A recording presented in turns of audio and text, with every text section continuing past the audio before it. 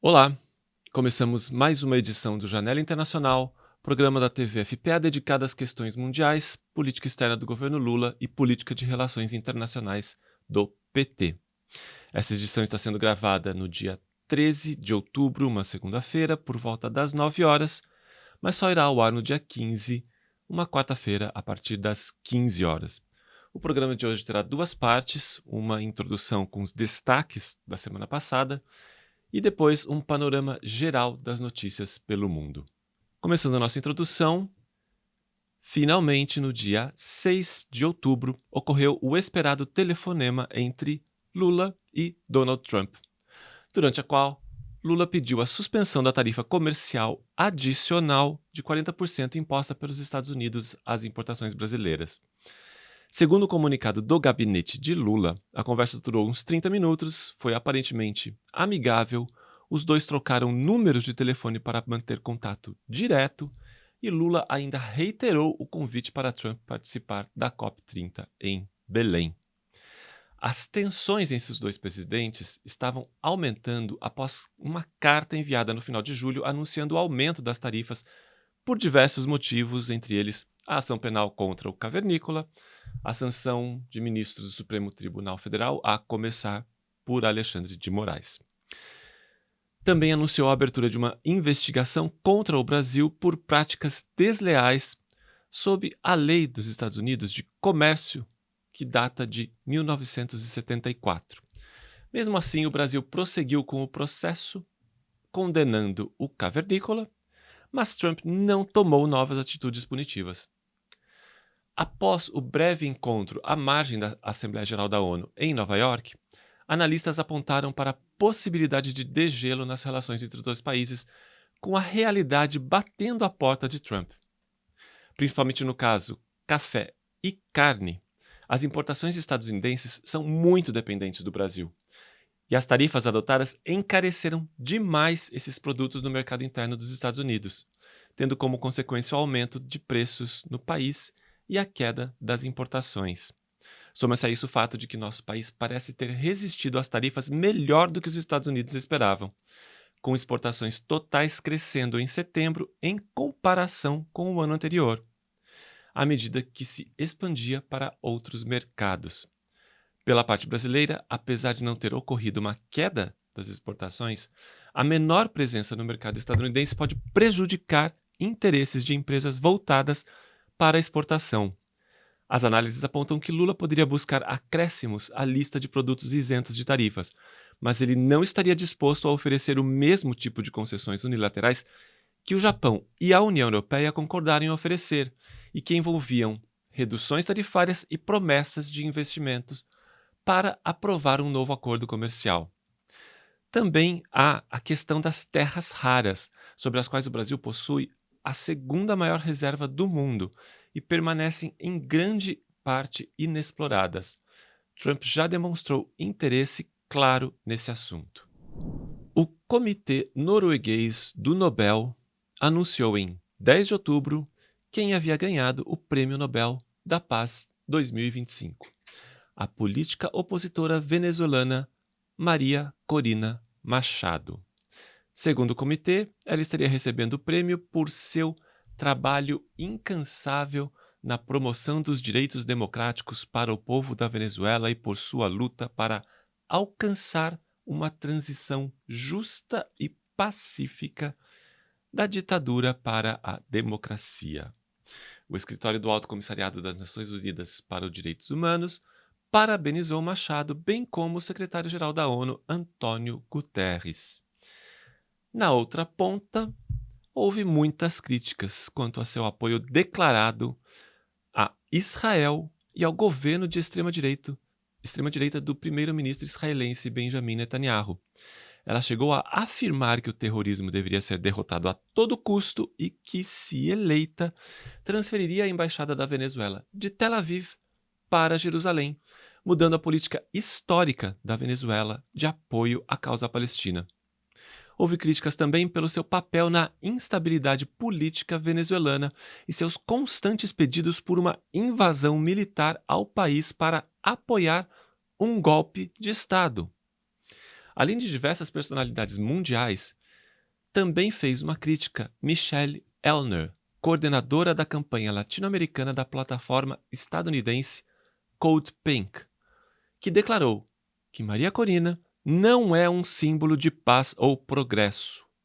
Afirmou que a política da extrema-direita venezuelana é parte de uma aliança global entre fascismo, sionismo e neoliberalismo. Lembrou que a adesão da líder da oposição de extrema-direita venezuelana à agenda dos Estados Unidos significou sanções, ataques terroristas e privatizações para o povo venezuelano. Ela disse que não há nada de engraçado em conceder um prêmio a alguém cujas políticas causaram tanto sofrimento. Qualquer pessoa que conheça suas ideias sabe que não há nada remotamente pacífico em suas políticas. E completou: na Venezuela, essa aliança significou golpes, sanções e privatizações. Em Gaza, significa genocídio e a eliminação de um povo. A ideologia é a mesma. A crença de que algumas vidas são descartáveis, que a soberania é negociável e que a violência pode ser vendida como ordem. Até mesmo o enviado especial do governo dos Estados Unidos para a Venezuela, Richard Grenell, se manifestou contra o resultado, escrevendo em suas redes: o prêmio Nobel morreu anos atrás. O argentino Adolfo Pérez Esquivel, prêmio Nobel da Paz de 1980, também foi contra essa premiação, afirmando que ela é parte da política dos Estados Unidos contra o governo venezuelano, não porque fez um trabalho a favor da paz e do povo venezuelano. Em 3 de outubro, o Hamas respondeu positivamente ao plano de cessar-fogo apresentado pelos Estados Unidos. Diplomaticamente, agradeceu o esforço de Trump na região e pediu esclarecimentos sobre alguns parágrafos. O grupo concordou em entregar a gestão de Gaza a um órgão independente formado por palestinos para trabalhar com base em um consenso nacional palestino e o apoio de países árabes e islâmicos. A primeira fase do plano dava às tropas israelenses o prazo de 24 horas para se retirarem de posições em áreas urbanas, embora ainda detivessem mais da metade de Gaza. A fase seguinte prevê a criação de um organismo internacional chamado de Conselho da Paz, para desempenhar um papel na administração pós-guerra de Gaza e estabelece a liderança de Trump e inclui o ex-primeiro-ministro britânico Tony Blair. No entanto, a Hamas emitiu um comunicado na noite do dia 10, rejeitando o que chamou de tutela estrangeira e acrescentou que a governança de Gaza era uma questão puramente interna palestina. As negociações teriam continuidade no Egito. O exército israelense anunciou que o cessar-fogo começou oficialmente no dia 9, às 12 horas locais, ou 6 horas de Brasília, com a assinatura da versão final dessa primeira fase do acordo entre Hamas e Israel. O plano de 20 pontos prevê a libertação dos últimos reféns israelenses em Gaza, em troca da libertação de cerca de 2.000 reféns palestinos presos em Israel. O prisioneiro político Marwan Barghouti não deverá ser solto. Ele é membro do Fatah, grupo rival do Hamas, e considerado uma figura popular com o potencial de unificar os palestinos. Para analistas, este é o motivo de Israel vetar seu nome para ser libertado. As imagens após o acordo mostram milhares de pessoas caminhando em meio aos escombros para retornar a seus lugares de origem, enquanto as tropas israelenses se retiravam. As autoridades de saúde haviam começado a buscar corpos no meio dos escombros. Até o dia 11, a contagem já estava em torno de 100, e as estimativas podem chegar a 10.000 corpos. Também é esperada a entrada de 400 caminhões diários de ajuda humanitária. Vamos agora ao nosso panorama internacional. No Brasil, reportagem do jornal O Globo, do dia 6 de outubro, informa que, de acordo com um levantamento feito pela Câmara Americana de Comércio, a AmCham, e baseado em dados do Ministério do Desenvolvimento, as tarifas impostas pelos Estados Unidos tiveram um impacto reduzido sobre as exportações brasileiras. De acordo com os dados, menos da metade dessas exportações, ou 44,6%, está sujeita à alíquota de 50%, enquanto 29,5% enfrentam sobretaxas menores e 25,9% estão completamente isentos. Além disso, parte dos produtos taxados foram redirecionados para outros mercados, como o caso de muitas commodities. No entanto, outros produtos não tiveram a mesma sorte e enfrentam crise, com empresas demitindo e acúmulo de estoques, que geram custos com armazenagem, como ocorrem com algumas máquinas e equipamentos, mel, madeira e móveis. No mesmo dia 6, Brasil e Estados Unidos iniciaram consultas junto ao Sistema de Solução de Controvérsias da Organização Mundial do Comércio, a OMC, para discutir sobre essa tarifação de 50%. Esta primeira fase tem um caráter técnico e, caso não haja acordo entre as partes, será estabelecido um painel de investigação, que é a etapa formal do processo de solução de controvérsias da OMC. Voltando à questão do telefonema entre Lula e Trump, algumas consequências dessa tentativa de reaproximação foram sentidas logo depois. O Senado brasileiro adiou a votação de medidas compensatórias pelas tarifas e o ministro da Fazenda, Fernando Haddad, já esperava uma conversa com o secretário do Tesouro dos Estados Unidos, Scott Bessent, durante as reuniões do G20, do Banco Mundial ou do FMI, a depender das respectivas agendas. E em 9 de outubro, o Itamaraty informou que o ministro das Relações Exteriores, Mauro Vieira, conversou por telefone com o secretário de Estado, Marco Rubio, para dar continuidade às tratativas iniciadas pelos presidentes no dia 6. Segundo informação, Rubio e Vieira decidiram que equipes dos dois governos se reuniriam em Washington em data a ser definida para seguir com as conversas. Rubio teria convidado o chanceler brasileiro para integrar a delegação e, com isso, garantir uma reunião presencial entre ambos. Ainda no continente americano, Canadá, Estados Unidos e México estão prestes a perder o status de área livre de sarampo, devido ao aumento de casos da doença como consequência da queda da taxa de vacinação, por causa da disseminação de desinformação. Segundo a Organização Pan-Americana de Saúde, a OPAS, esse status é concedido a países que não apresentam nenhum caso 12 meses após um surto. Os casos de sarampo nos 3 países somam 96% dos casos de todo o continente americano e a maioria dos surtos foi registrada em comunidades de baixa cobertura vacinal e alta resistência à vacinação.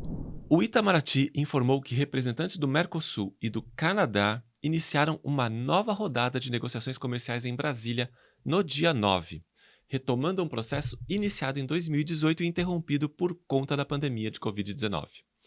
As discussões buscaram atualizar as negociações ante o atual cenário internacional e as equipes de negociação abordaram questões como acesso aos mercados, facilitação do comércio, barreiras tarifárias, medidas sanitárias e fitossanitárias, setores de serviço, compras governamentais, propriedade intelectual e meio ambiente.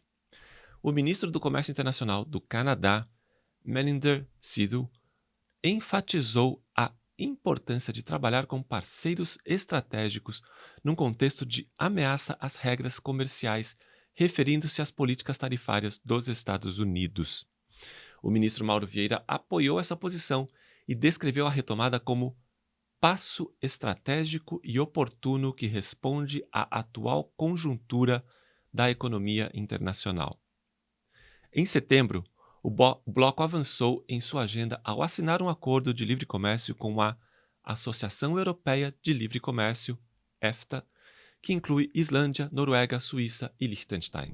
Indo para a Argentina, a situação financeira local atravessa uma nova turbulência com as dificuldades do governo para evitar uma nova crise cambial, sob as pressões de reservas cambiais se esgotando, a instabilidade do peso e a incerteza política gerada por essa situação de vulnerabilidade.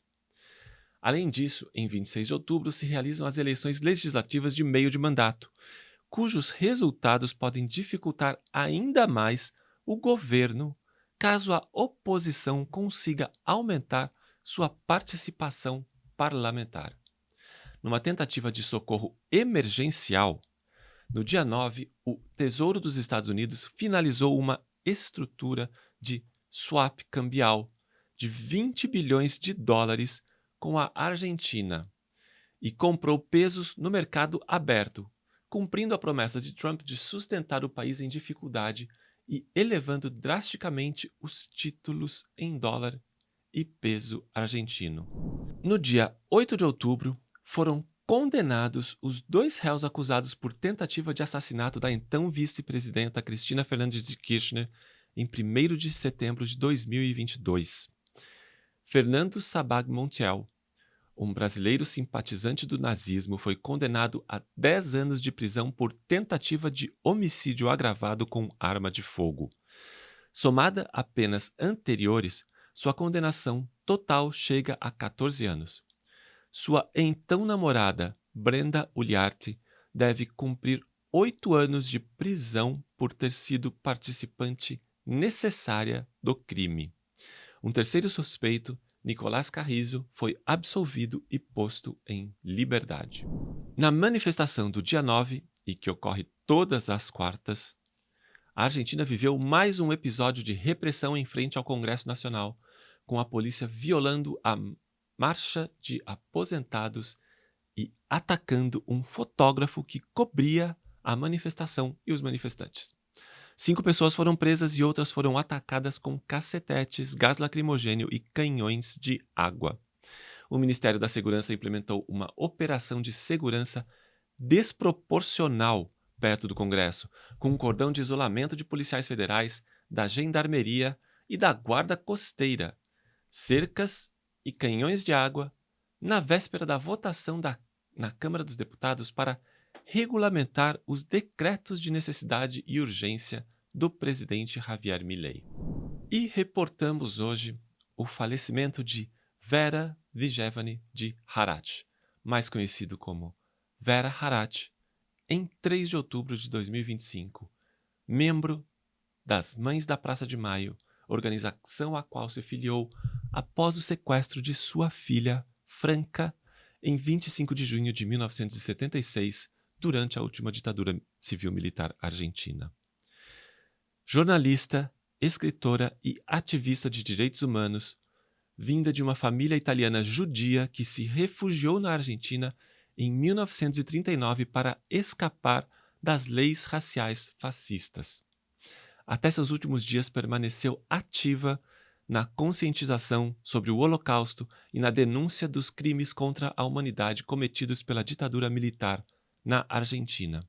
Também era membro da Fundação Memória Histórica e Social Argentina, organização que tem sido atacada pelo governo Milei. E no Chile, em uma declaração coletiva publicada em 3 de outubro, diversos acadêmicos, intelectuais e artistas alertaram sobre o que definem como uma campanha de lawfare ou guerra jurídica contra Daniel Jadwe, prefeito do distrito de Recoleta e figura-chave da esquerda chilena. Os signatários, incluindo laureados nacionais, reitores de universidades e pensadores internacionais, argumentaram que o caso constitui um ataque direto aos pilares da democracia e do devido processo legal. Deixamos aqui na descrição do vídeo o link para a declaração completa.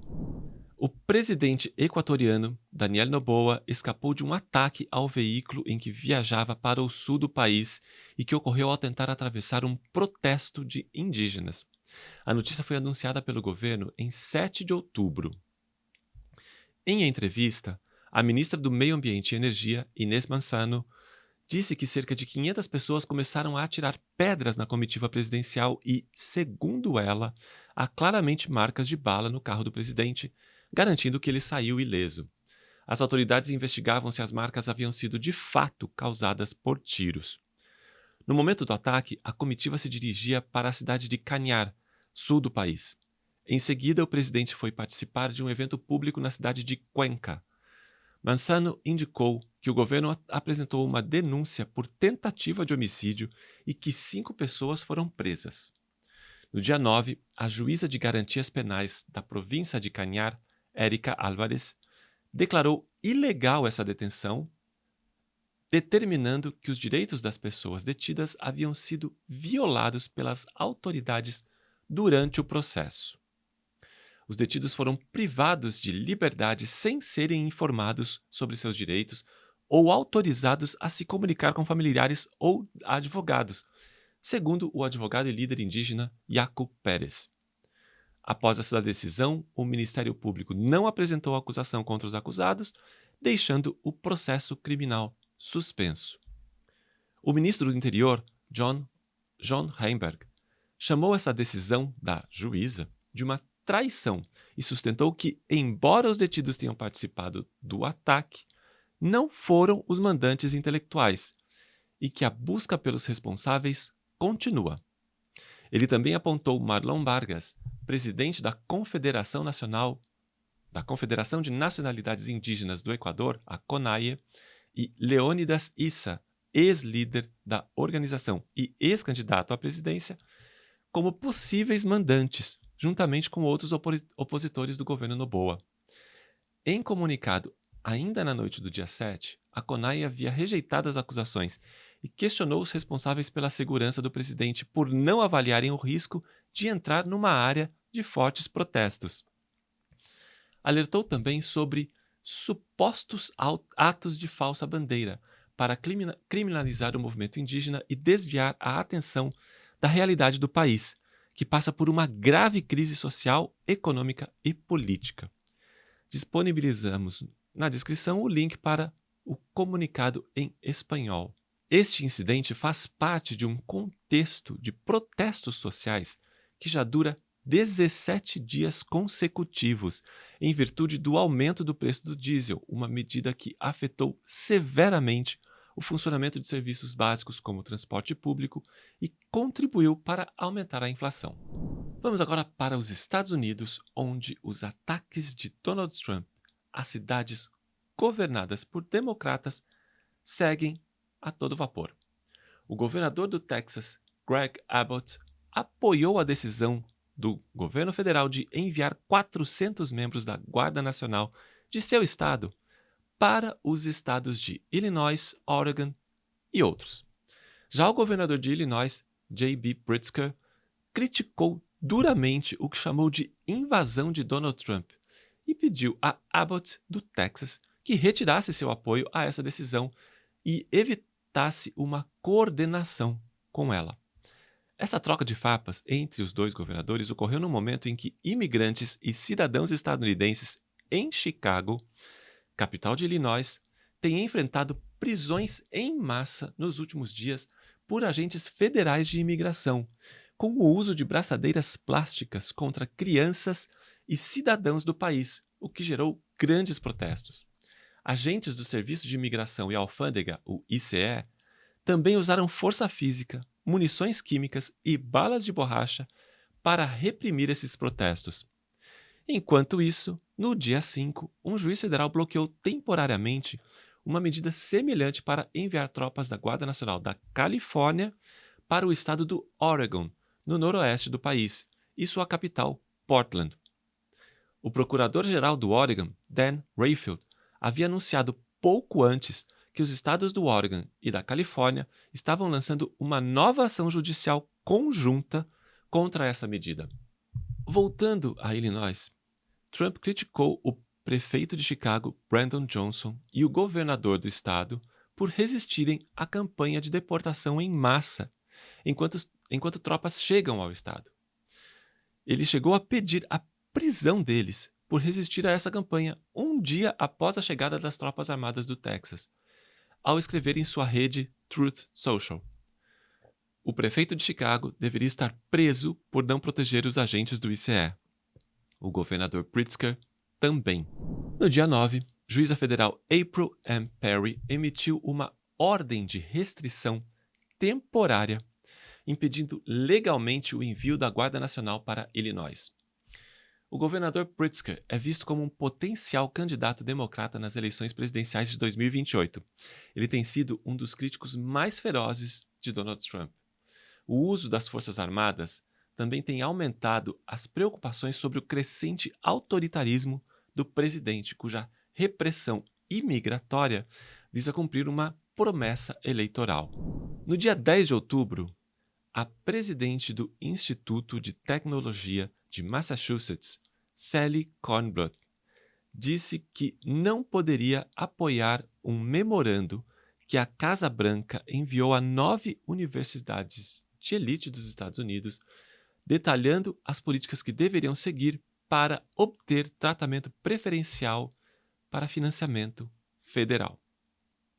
Em carta aberta à secretária de Educação dos Estados Unidos, Linda McMahon, Kornbluth afirmou que algumas das políticas restringiriam a independência e a liberdade de expressão do Instituto, que foi a primeira universidade que se recusou a apoiar esse memorando, que surgiu após esforços de Trump ao usar pressão financeira para forçar algumas das principais instituições de ensino superior do país a se submeterem a um controle sem precedentes pelo governo.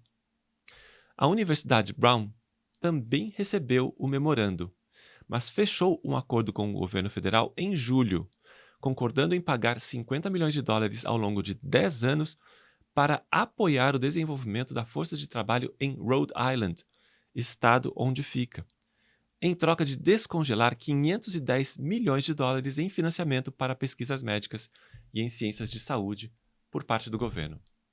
Em carta aberta, também no dia 10, a presidente da Brown, Christina Paxson, disse estar trabalhando com a comunidade universitária para redigir uma resposta ao memorando. Diversas outras universidades declararam que estavam estudando como responder a esse documento da Casa Branca. Algumas das políticas incluídas no memorando de 10 pontos incluíam limitar a matrícula internacional para a graduação em 15%, proibir o uso de raça ou sexo em contratações e admissões e obrigar a definição de gênero com base na biologia. O memorando afirma que as instituições de ensino que seguirem modelos e valores além dos descritos no texto podem renunciar a benefícios federais, enquanto instituições que os cumprissem poderiam ser recompensadas. O documento também pedia transformação ou abolição de unidades institucionais que intencionalmente punem, menosprezam e até mesmo incitam a violência contra ideias conservadoras.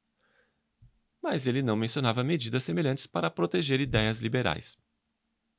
E propôs que o teste de aprendizagem clássico, adotado por alguns conservadores e já autorizado para uso pelo sistema universitário público da Flórida, fossem também considerados entre os exames de admissão a faculdades, juntamente com o SAT e o ACT.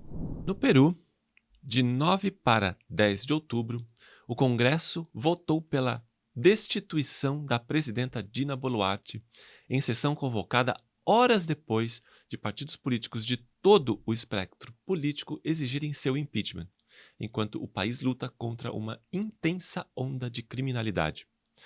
Os parlamentares votaram para debater a destituição de Boluarte do cargo por incapacidade moral e a convocaram para se defender perante o Congresso às 23 horas e 30 minutos do dia 9. Como ela nunca chegou e os parlamentares tinham votos suficientes para prosseguir, um rápido processo de impeachment foi votado pouco depois da meia-noite, já no dia 10, com 124 votos a favor de sua destituição.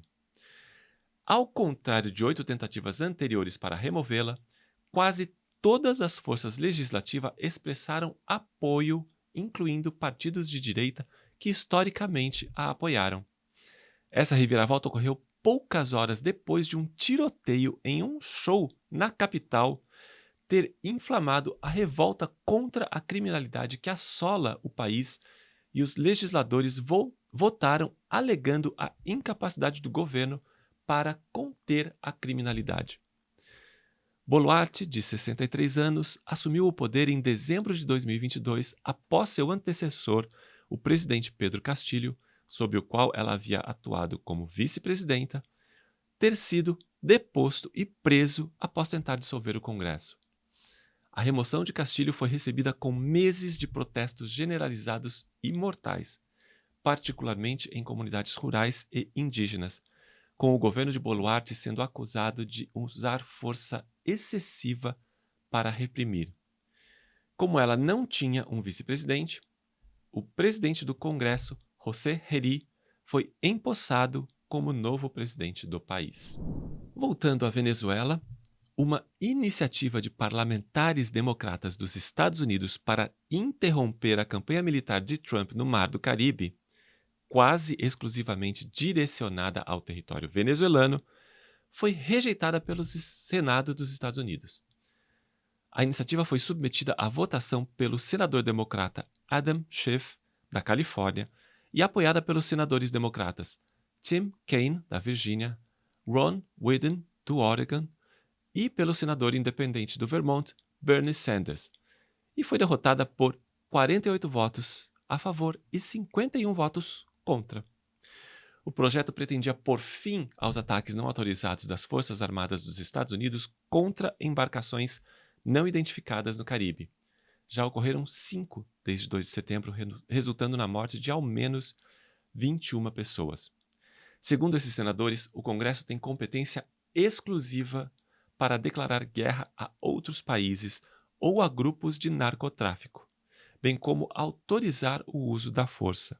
Eles já haviam solicitado ao governo provas de que as embarcações atacadas transportavam narcóticos para os Estados Unidos, bem como a justificativa legal e a explicação para a escolha de um bombardeio em vez de interceptação. Indo para a África, no Marrocos, jovens manifestantes têm saído às ruas na esperança de persuadir o rei Mohammed VI a demitir o primeiro-ministro Aziz Al-Hannouch e implementar as reformas há muito prometidas aos serviços públicos, considerados muito precários. Em um discurso ao parlamento no dia 10, o monarca pediu a aceleração das reformas para criar empregos para os jovens, melhorar os serviços públicos e reduzir as desigualdades regionais, dando maior atenção às regiões montanhosas e aos oásis.